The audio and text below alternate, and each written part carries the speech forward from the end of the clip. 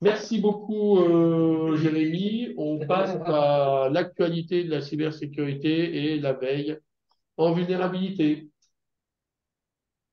Alors merci, donc bonjour à tous. Donc comme d'habitude, on va commencer par le bulletin Microsoft, donc le Patch Tuesday qui est sorti le 14 novembre. Donc ce bulletin patch 58 vulnérabilités, dont 5 0D. Donc on a d'abord une innovation de privilège donc dans le pilote Cloud Files Filter, donc qui est un pilote de système de fichiers donc qui pour le coup est une faille qui affecte toutes les versions de Windows et de Windows Server. On a ensuite encore une innovation de privilège donc sur la librairie DWM Core.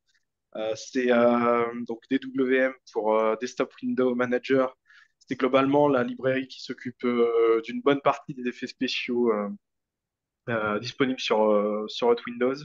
Donc là, c'est pareil, c'est une faille qui affecte toutes les versions de Windows et de Windows Server. Donc je parle même de la 22, 23, pardon, H4, donc les dernières versions pour Windows, de Windows 11. On a aussi un bypass donc, de Smart Screen. Donc je le rappelle, c'est l'outil Microsoft qui vous permet de vous protéger donc, des sites dangereux et qui vous dit tu peux pas télécharger cette application-là parce que je la détecte comme malveillante. Et donc, il y a la possibilité en fait de bypasser cette sécurité juste en envoyant un shortcut Internet, mais bien forgé.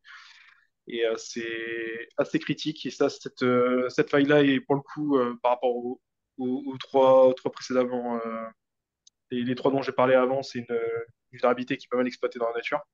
Donc, vous avez un POC qui est disponible sur Git pour les curieux. Vous avez également un bypass. Donc là, on se tourne du côté de la suite Office. Donc un bypass du mode protégé. Donc, ce qui fait que c'est qu'en fait, immédiatement, en fait, vous aurez le document en mode édition. Donc le mode protégé, donc qui est utile pour vous bloquer les macros et tout ce qui est chargement d'événements extérieurs à votre fichier Word ou Excel selon votre application. Et donc là, on parle d'une faille qui affecte globalement toutes les versions d'Office, donc à partir d'Office 2016, donc Office 2019, 2021, et les versions Microsoft 365. Vous avez donc la dernière 0D, c'est un délit de service, donc une faille dans le framework ASP.NET Core donc pour le coup, qui affecte .NET 8.0, .NET Core 8.0 et Visual Studio 2022. Donc faites attention. Et on a trois failles critiques en plus, donc les trois des RCE, donc une qui joue avec les journaux d'activité d'Entra-ID, une qui va jouer avec les méthodes de dérivation de clé HMAC qu'utilise Hyper-V, donc ce qui vous permet de contourner les protections de la VM et d'exécuter du code à la foulée. Et la dernière RCE, donc dans le protocole PGM, donc Pragmatic General Multicast, euh, qui, euh, qui est un protocole en fait qui permet au récepteur de détecter s'il y a des pertes ou s'il y a des pertes de communication et dans le cas échéant de demander la retransmission des données. Donc voilà, il y a d'autres failles, mais bon, je les ai pas abordées. Elles sont un peu moins critiques. Vous pouvez la retrouver dans le putain de Microsoft. Vous avez ensuite un bug donc au niveau Windows, toujours donc lié à HP Smart, donc qui est une application qui vous permet de gérer votre imprimante HP, donc de configurer votre nouvelle imprimante, de scanner et autres. Et en fait, ce bug-là installé automatiquement l'application, enfin c'est un bug qui a installé automatiquement l'application HP Smart sur votre machine. Ensuite, le bug renommé toutes vos imprimantes en HP, LaserJet, M101, M106. Quand vous double-cliquez sur votre imprimante, bah, ça vous disait qu'en fait, aucune tâche était disponible pour l'imprimante, alors que l'impression était toujours fonctionnelle. Donc, Microsoft a un peu investigué. Il n'y a pas eu beaucoup de retours sur ce bug-là, mais a priori, ça touche uniquement les machines qui auraient accès au store store de Microsoft. Donc, on n'a pas plus d'infos. Et donc, ça affecterait donc les machines Windows 10 supérieures à 18.09, Windows 11 supérieur à 21 H2 et Windows Server supérieur à 2012. Et bien sûr, qui ont accès au store de Microsoft. Donc, vous avez une discussion sur le sujet sur le forum de Microsoft pour un petit peu plus de détails. Ensuite, vous avez donc un contournement au niveau du lecteur d'empreintes utilisé pour Windows Hello. Donc, ça impacte uniquement les capteurs de type Match on Chip. Donc, en fait, c'est des capteurs qui disposent de leur propre microprocesseur et de leur propre mémoire. Donc, ça touche des modèles précis. Donc, on parle par exemple du lecteur d'empreintes de chez Elan, donc qui est fourni sur les Dell Inspiron 15. Synaptics, Goodies, bon, je vous laisse lire. Et donc, en fait, ce qui est assez drôle, c'est qu'en fait, chez chaque fabricant, vous avez une faille. En fait, il y a une remédiation il y a un protocole qui a été développé par Microsoft et qui s'assure que l'appareil utilisé est fiable, sain, et que l'entrée, donc vos empreintes, soit protégée. Et donc ça a été mis en place par Microsoft, mais il y a des problèmes d'implémentation de ce protocole-là chez les trois fabricants que j'ai listés précédemment. En fait, du côté des LAN, il n'y a pas d'implémentation correcte du protocole SDCP.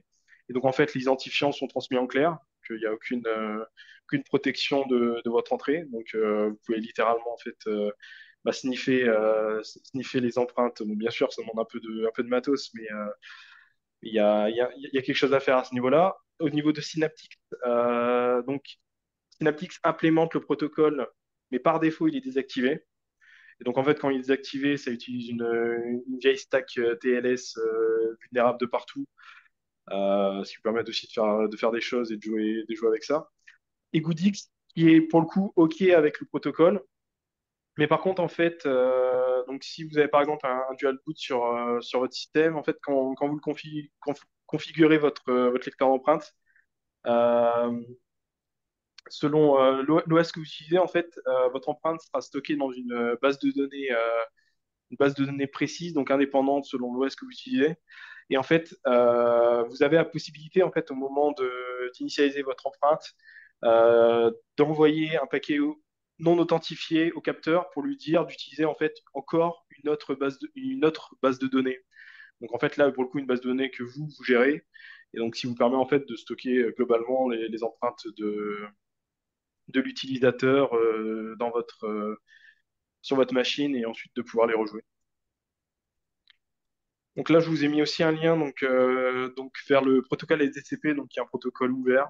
Donc si vous voulez jeter un coup d'œil pour avoir un petit peu plus d'infos sur son fonctionnement. Donc ensuite, donc là, il n'y a pas forcément grand-chose à dire. La dernière actu à ce niveau-là, c'est le mardi 10 octobre, donc la version Windows 11 21 H2 qui est en fin de support. Donc là, il faudra attendre le deuxième semestre de 2024 pour avoir un petit peu de mouvement au niveau de Windows 10.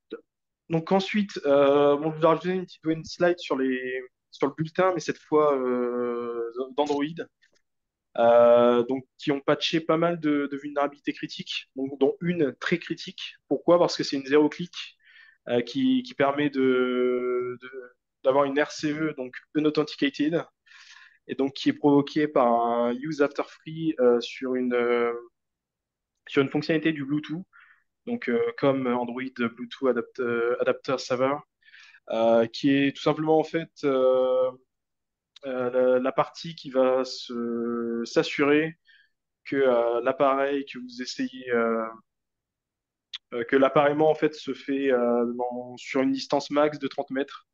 Donc là, c'est une vérification au niveau software pour s'assurer qu'on ne dépasse pas cette distance-là. Et donc vous avez un use after free qui vous permet d'avoir une RCE unauthenticated. Et donc cette faille affecte l'Android 11, 12, 12L, 13 et 14.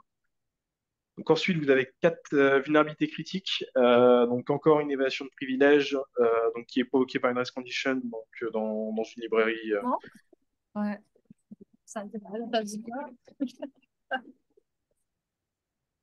Oui. Donc ensuite, vous avez un leak d'information. Vous voulez que j'avance Pardon, un peu? Bon, allez, je bouge plus. Vous c'est une savez question? tellement bien fait que... Ok, donc vous avez un leak d'information donc, Allez, je pour vous laisse faire. provoquer. Oui, donc il faut que je sois hyper bien coiffée demain. Que voilà, ça me Je crois qu'il y a un micro transforme. qui est pas désactivé correctement. Ok, donc un leak d'information donc, provoqué par un manque de contrôle donc, dans une fonction dans Credentials Manager UI.java. Un contournement de l'authentification Bluetooth, donc via des requêtes spécialement chargées, et une XML External Entities, donc dans un composant donc externe, le composant Qualcomm. Donc, je vous laisse le lien Malwarebytes qui décrit bien toutes ces vulnérabilités. Ensuite, deux vulnérabilités qui ont été patchées du côté d'Apple. Donc encore des vulnérabilités, ça fait plusieurs mois qu'on en voit sur leur moteur de rendu page web, donc de page web, pardon, le WebKit. Et donc Destin n'en fait pas exception. On a un out of bounds qui permet de leaker des infos d'utilisateurs via WebKit et une corruption de la mémoire donc, qui permet pareil de faire leaker des infos et son Apple qui permettrait également d'avoir une RCE sur la machine, enfin sur la cible. Et donc là, ces vulnérabilités affectent iPhone, iPad, macOS, donc je vous ai mis les versions en dessous. Donc n'hésitez pas, vivement recommandé de mettre à jour vos machines. Ensuite, donc une vulnérabilité donc assez drôle, donc qui a été présentée lors de la Black Hat Europe 2023. Donc en fait, elle touche à la bibliothèque d'images qui est utilisée dans presque toutes les puces x86 et ARM. Vous savez, ce qui vous permet d'afficher un logo au démarrage de votre machine. Et ben en fait, vous avez la possibilité en fait de déployer un bootkit justement qui du coup va dans cette bibliothèque d'images et donc au démarrage de votre machine, ça exécutera votre charge malveillante. Et donc, vu qu'à ce moment-là, bah, vous avez un accès complet au disque et à la mémoire, bah, vous avez littéralement aucune limite. Vous bypassez Intel boot de garde et vu que c'est directement sur les puces, et ben, en fait, vous n'êtes pas dépendant de l'OS sur lequel tourne la machine. Donc, c'est une vulnérabilité donc, qui a été présentée par une équipe de recherche. Donc, on ne sait pas si elle a déjà été exploitée ou autre. Mais par contre, elle est assez vénère et normalement, les fournisseurs de firmware sont, enfin, pardon, les fournisseurs des puces sont en train de travailler sur des remédiations. Je suis un peu malade, donc c'est pour ça que des fois je me mêle un peu les pinceaux, pardon. Donc, ils sont en train de travailler sur des patchs, mais a priori, toutes les puces ne sont pas patchées. Donc ensuite une RCE donc sur FortSIEM, donc qui est la solution SIEM de Fortinet. Donc, on a une improper neutralization donc, qui permet en fait, via, via une mauvaise gestion donc, des données fournies en entrée à une API, bah, d'exécuter des commandes sur la machine. Et donc là, toutes les versions comprises entre 4.7 et 5.4, 5.4 étant la dernière version, je crois, sont vulnérables. Donc, bah, comme les mois précédents, c'est la septième, je crois. Il y a une 0D sur Chrome. Donc qui est pour le coup fortement exploité dans la nature, donc qui touche la bibliothèque SKIA, donc la bibliothèque utilisée pour les images vectorielles en 2D. Et donc on a int overflow qui permet bah, d'exécuter des commandes dans des espaces mémoire non protégés. Et donc sachant que SKIA, ça touche Chrome, mais ça touche également pas mal d'autres applis, dont Mozilla, enfin, appli slash navigateur, dans Mozilla Firefox.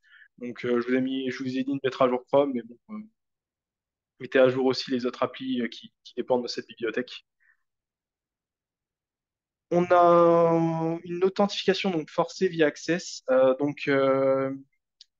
donc là, en fait, la fonctionnalité qui est abusée, c'est une feature donc, de Microsoft Access qui permet en fait de se connecter à des ressources externes, style un SQL Server. Et donc en fait, vous avez la possibilité de relayer l'authentification NTLM qui est faite donc, vers un de vos serveurs, vu que vous pouvez justement lui définir la ressource sur laquelle se connecter. Donc, euh, et en plus, sur n'importe quel port. C'est le principe de l'authentification forcée. Donc là, le client va se connecter sur votre machine. Vous allez pouvoir récupérer son authentification NTLM, donc son hash NTLM. Et donc là, vous avez deux scénarios. Soit vous vous amusez vous, à le casser en local pour récupérer le mot de passe de l'utilisateur, soit selon, selon votre lab ou quoi que ce soit, si vous faites des thèses, vous relayez cette authentification vers une autre machine du domaine ou autre. Mais là, si vous relayez l'authentification vers une de vos machines externes, ça devient assez compliqué de relayer l'authentique vers une machine en interne. Et donc là, c'est une vulnérabilité qui touche toutes les versions d'Office. Donc vous avez un patch disponible, donc la version 23.06 avec le bit qui va bien. Donc, je vous recommande de mettre ça à jour plus rapidement.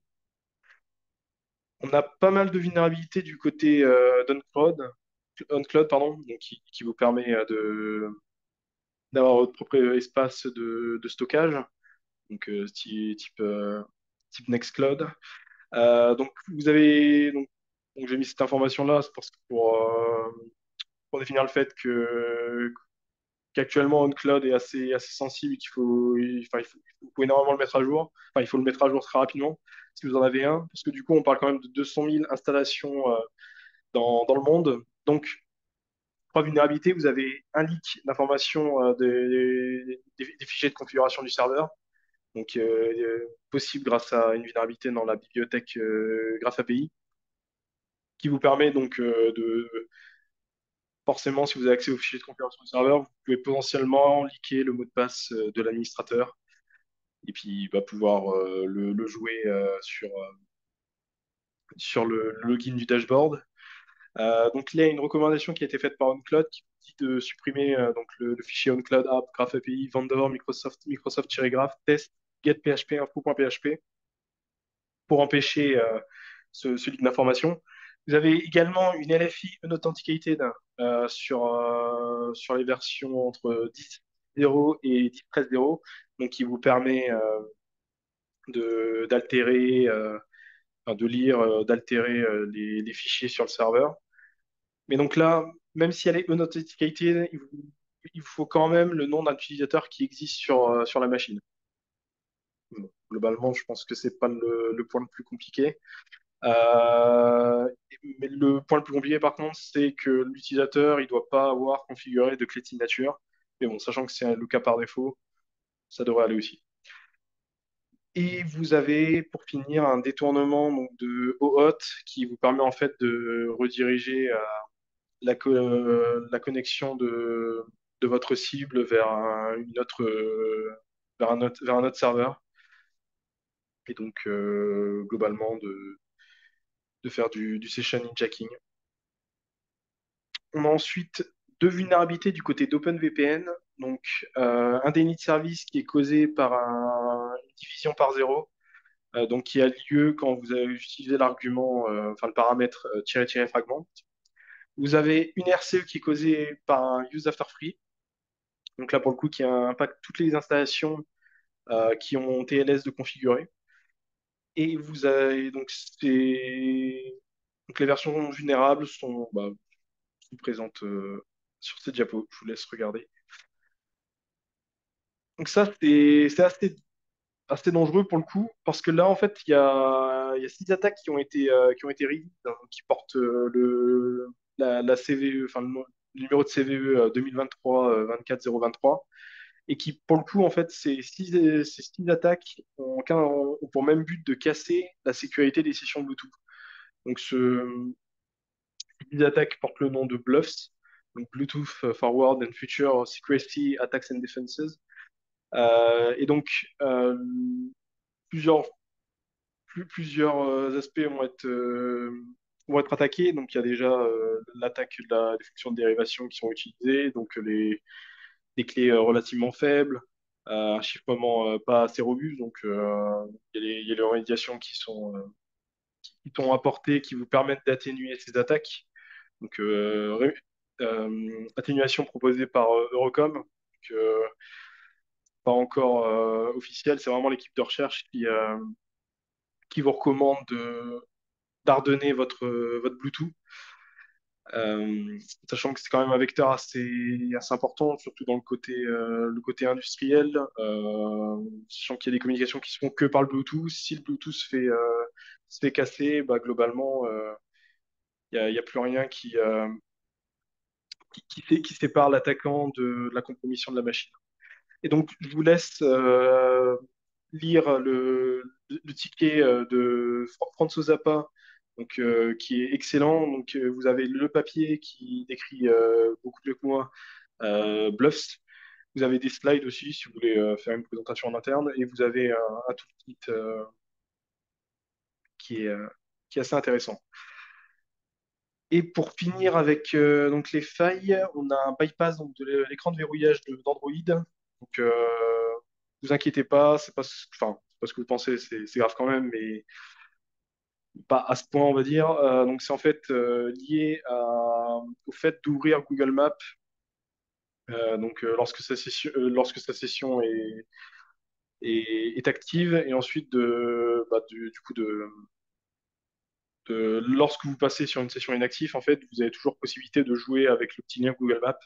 Et ben en fait, selon le mode que vous utilisez, vous allez potentiellement pouvoir accéder à pas mal d'informations sur votre téléphone et ou ce compte Google. Donc, par exemple, si vous désactivez le mode conducteur, et ben en fait, vous allez pouvoir accéder aux emplacements récents et favoris de la cible et également accéder à ses contacts. Vous avez la possibilité de partager l'emplacement en temps réel à des contacts ou avec des mails. Donc en fait, vous avez un champ qui va apparaître et qui va vous dire à quel mail vous voulez partager l'emplacement. Donc, pour le coup, ce point-là est pas forcément le plus intéressant. Là, c'est plus le point suivant, c'est le fait que si vous avez activé enfin, la cible a activé le mode conducteur, et ben, en plus des points que j'ai abordés avant, vous avez également la possibilité d'accéder aux photos de l'appareil et également la possibilité de les publier, donc ce qui vous permet de les exfiltrer. Et vous avez accès à la configuration du compte Google. Et donc ça, ce bypass-là est disponible sur Android 13 et Android 14. Là, assez grave quand même. Donc ensuite, au niveau, donc on va parler des piratages, malware, de différentes attaques qui ont eu lieu au cours du mois. Donc on va commencer par une nouvelle feature qui a été développée du côté du malware Luma. Donc il y a un infostealer russe fourni en version, on va dire, malware as a service, service qui est actif depuis août 2022. Donc le but du MAS, donc je le rappelle, c'est vous payez un abonnement mensuel et en échange, vous avez la possibilité d'utiliser le malware à vos fins pédagogiques, bien sûr. Euh, et donc, il y a une nouvelle feature en fait qui a été rendue disponible et qui permettrait, donc entre guillemets, parce qu'il y a pas eu, il y a pas eu enfin, il y a pas eu de confirmation, même si bon, on en est globalement sûr, mais il n'y a pas eu de remontée à ce niveau-là, mais qui permettrait de restaurer les cookies Google expirés. Et donc cette magie enfin, serait réalisée en récupérant une clé donc, qui permettrait d'accéder aux fichiers de restauration des cookies, mais elle s'appliquerait qu'aux cookies Google et pas aux autres cookies. Et donc, forcément, si c'est possible, ben, un cookie restauré, c'est une compromission de votre compte Google. Donc, c'est un point assez grave. Donc, surtout que, enfin, il n'y a aucun moyen de se protéger de ce type d'accès. Enfin, sur le site, leur seule recommandation, c'est ne vous faites pas avoir par l'infostealer, enfin, ne le chopez pas. Merci. Et donc, ce qui confirme, entre guillemets, le fait que cette feature peut potentiellement être possible, c'est le fait, en fait, que cette feature est également présente sur Radamantis, donc qui est un autre info stealer, si je ne me trompe pas. Donc, qui, pour le coup, c'est basé sur la feature de Luma pour son implémentation. Donc ensuite, vous avez le malware, donc un malware Atomic Stealer, donc pour le coup qui est centré sur macOS. Donc en fait, pour ce point-là, en fait, ça se fait en deux étapes. Vous avez un déploiement qui a été fait donc via une fausse chaîne de mise à jour de Safari. Donc ça porte le nom de Clearfake. Et en fait, Clearfake, ça va utiliser des sites WordPress qui ont été compromis et ça va vous proposer de mettre à jour Safari. Donc, pour les personnes qui sont en bas, en fait, donc ça, c'est le premier temps. Ça va vous faire télécharger un DMG malveillant, donc qui est en fait tout simplement le malware Atomic Stealer, et qui va, du coup, lui, à la foulée, va s'amuser à siphonner les données de vos navigateurs, de vos wallets. Et donc, voilà. C'est également un info stealer fourni sur des plateformes de type masse, et donc qui est en activité depuis avril 2023, qui est assez récent. Donc ensuite, enfin, en début d'année, je pense que vous avez tous enfin, entendu ce qui s'est passé avec les serveurs VMware E60, donc le chiffrement des machines virtuelles. Bah là, en fait, il y a un nouveau ransomware qui est sorti, donc Killing, qui fait globalement la même chose, sauf que en plus de chiffrer vos machines, il va s'amuser à détruire vos snapshots. Ce ransomware se vend entre guillemets comme étant super modulable. Vous avez par exemple un mode débugage, un mode simulation qui vous permet en fait de tester le chiffrement, mais sans le faire. Donc, bon, je ne serais quand même pas serein de l'utiliser. Euh, et donc, vous avez la possibilité de modifier le fichier de configuration du ransomware pour lui dire d'utiliser telle extension, de chiffrer tous les fichiers, sauf ces fichiers-là, donc d'ajouter des exceptions, de lui donner des répertoires où pourraient être situés les VM, parce que vous n'êtes pas obligé d'utiliser les répertoires par défaut. Mais bon, sachant qu'il est quand même capable en fait de détecter, enfin de s'adapter à l'environnement sur lequel il est lancé. Donc là, par exemple, vous avez une partie de ces fonctions donc qui vous voyez qui permet en fait de chercher dans l'arborescence les VM. Donc voilà, donc à surveiller. Donc ensuite, donc mois dernier, on avait parlé du piratage donc chez Okta. Un piratage qui avait coûté à pas mal de clés d'accès, de jetons d'accès vers les clients d'Okta. Donc 134, oui voilà, c'est ça, 134 clients qui avaient été impactés par ce vol d'accès, dont OnePassword, Cloudflare et BeyondTrust. Et ben en fait, il y a des suites liées à ce piratage. Il y a une fuite de données qui est sortie au cours du mois et qui répertorie un bon nombre de données personnelles, donc de globalement tous les utilisateurs du système d'assistance d'Octa. Donc vous avez des noms, des prénoms, identifiants, mails, beaucoup de choses. Vous n'avez pas de mot de passe, mais vous avez des données personnelles, ça reste des données personnelles, et le SAML Federation ID. Ensuite, vous avez également un leak du côté de chez Oui, Mystique, qui est une plateforme d'astrologie, je crois, donc qui a été victime d'un leak de 34 gigas de données utilisateurs, donc, ce qui représente 13 millions d'enregistrements. Donc là, c'est pareil, vous avez un bon nombre de données personnelles. Et donc, comment l'accès a été obtenu? En fait, la base MongoDB de la plateforme était ouverte. Et en plus, parce qu'ils sont sympas chez WeMystic, vous n'aviez pas besoin de mot de passe pour y accéder. Et donc, les données sont restées accessibles pendant 5 jours. juste avant de clore l'accès à la base MongoDB. Donc là, on va parler de quelques outils. Donc le premier dont je vais parler, donc vous le connaissez sûrement, il a déjà quelques années. Je le connaissais pas, c'est pour ça que j'en parle ici. Donc c'est Proxy, donc qui est tout simplement en fait un proxy web, donc enfin, il se dit comme étant le meilleur proxy disponible. Ça, je sais pas, mais ce qui est sûr, c'est qu'il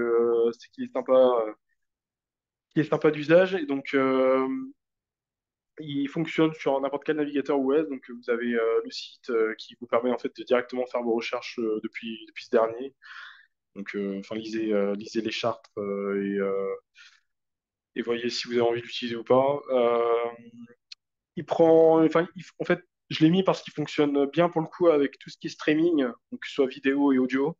Et donc ça, c'est un bon point parce que j'ai souvent des problèmes sur les outils de proxy que j'utilise à ce niveau-là. Donc la moitié des infos qui chargent, le reste qui plante. Donc ça vaut le détour. Et vous avez également l'extension Chrome qui est disponible. Ensuite, vous avez un team de l'osine. Pourquoi? Parce qu'en fait, c'est une page qui recense un bon nombre de ressources liées à l'osine. Donc, vous avez une liste de groupes Discord à rejoindre, vous avez une liste de flux RSS disponibles, vous avez une liste de plateformes de podcasts à écouter. Donc, en fait, si réellement vous êtes un fan de l'osine, jetez un coup d'œil. Vous avez également une liste de challenges enfin, une liste de plateformes de challenge à visiter, ce genre de choses. Et surtout une liste d'outils. Ensuite, donc Dot, donc un outil pour faire du deepfaking, qui a été développé par SenCity, société qui travaille dans la détection de deepfake, qui pourrait être potentiellement utilisé dans les médias. Donc, là, en fait, l'avantage de cet outil, en fait, c'est qu'il ne requiert pas d'entraînement additionnel. Donc, dès que vous l'installez sur votre machine, vous êtes capable, en fait, d'utiliser directement les modèles qui ont déjà été entraînés. Et donc, ça fonctionne plutôt bien, c'est sympa à utiliser.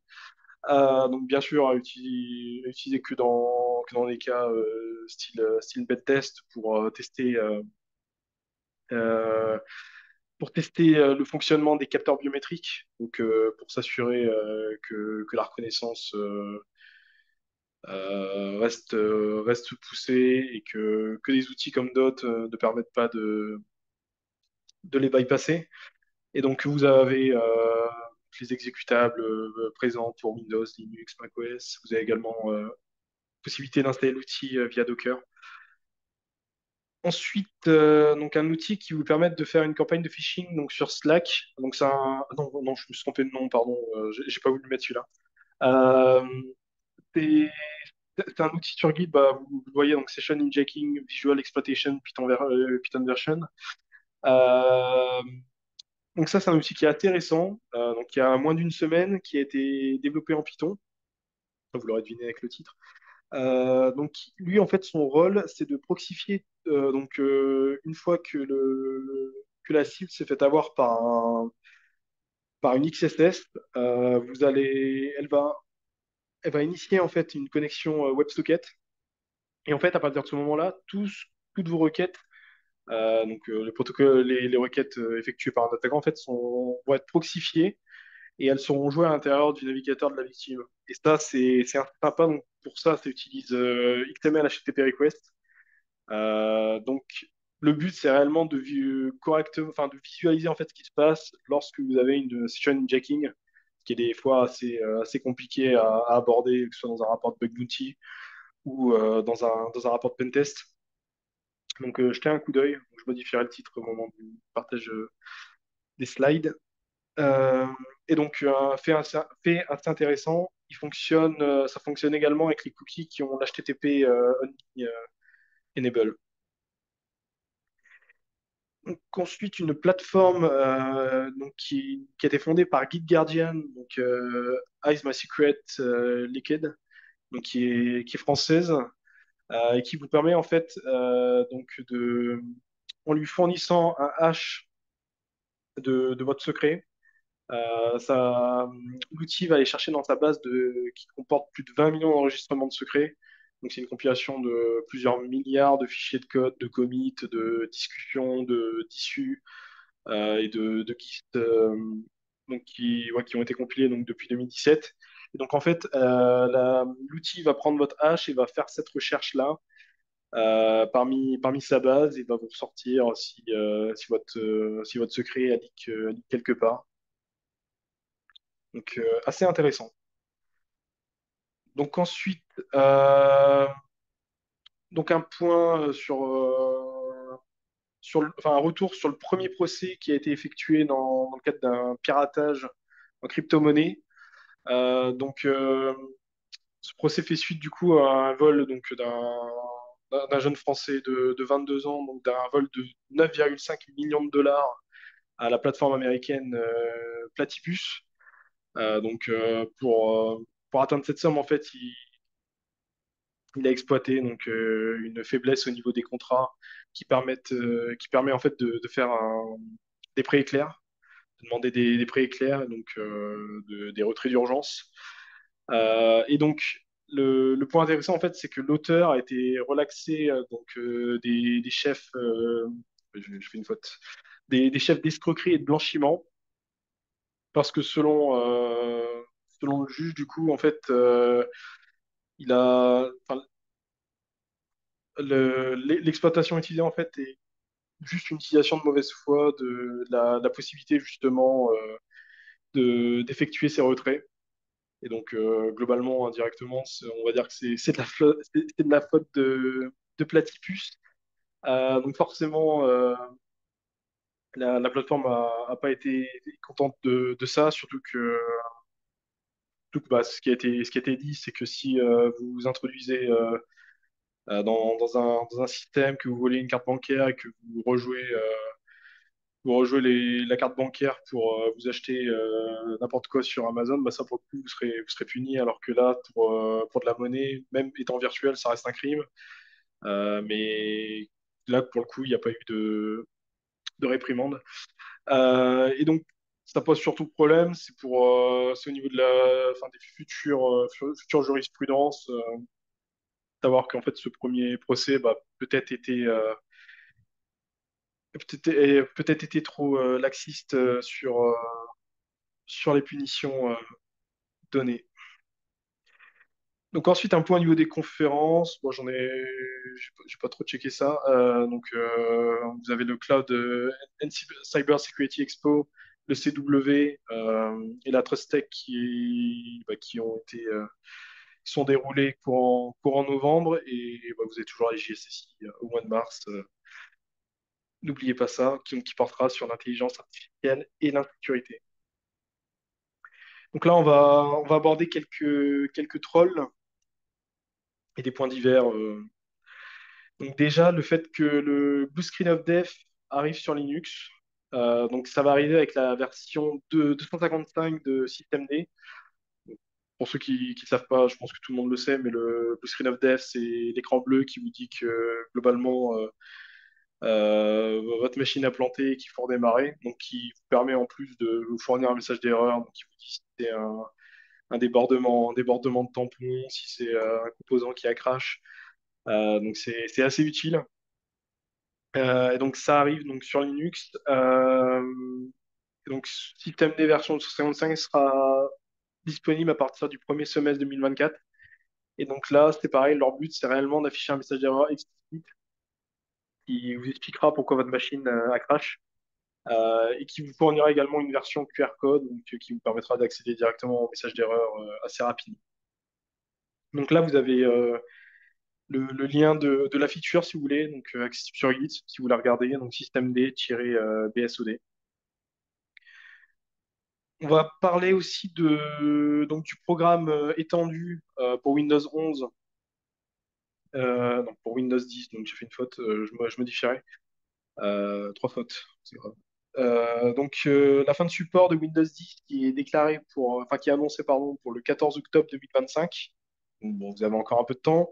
Mais en fait, le point à noter, c'est que le support étendu pour Windows 10 sera payant. Donc on parle, je crois, une centaine de dollars par an. Donc c'est pas énorme, mais ça reste sur le principe qu'il faut, enfin, il faut le prendre en compte. Surtout si vous êtes un utilisateur dans un cadre personnel et prendre en compte le fait que qui vous pousse à partir sur Windows 11, mais que Windows 11 en fait n'est pas compatible sur toutes les machines. Parce que déjà, faut avoir une puce TPM 2.0.